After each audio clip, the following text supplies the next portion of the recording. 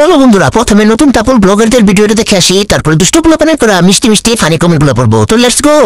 ঠিক বলেছো। অবশ্যই আমি ভাগ্যবতী, কারণ এই জেনারেশনে এসেও কোন রকম নেশা না করা একজন পুরুষের শখের নারী আমি। चलिए शुरू करते हैं। দেখে তো মনে হয় 3 বেলা বাবা খায়। বলেন কি?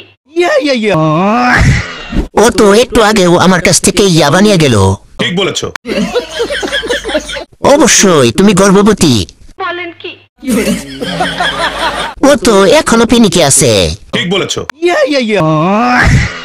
পটাইলি কেমনে, একটু টিপস দে। 2 দিন বিয়ে হয় না, এখনই ভাগ্যবতী, কয়দিন পরে দেখবো গর্ভবতী, একটু খবর করেন। আমার মনে হয় আপনার নেশা করাটা একটু বেশি হয়ে গেছে, সেই জন্য আবল তাবল বকতেছেন আপু। ঠিক বলেছো। বিশ্বাস কর ভাই, আপনাদেরকে দেখে বুকের ভিতরে ব্যথা করতেছে। বলেন কি? চলো বন্ধুরা, প্রথমে ভিডিওটা দেখে আসি, তারপরে দুষ্ট পোলাপানের করা ফানি ফানি কমেন্ট গুলো পড়বো। তো লেটস গো। ঠিক বলেছো। শাওয়া বানায় রাখবা পুরাটাই সমুদ্র, আর জামাই খুঁজবা লয়াল। আহা, আমি কোন দেশে আছি দয়াল। चलिए शुरू करते हैं। কেউ কিছু বলবেন না, কারণ এই মহিলা মানসিক রোগী। বলেন কি? নিজের কথা নিজেই বলছেন।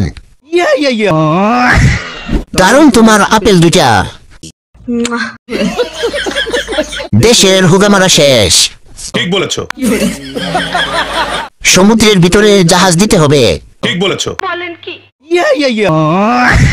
তোমার রেট কত, 300 টাকা নাকি?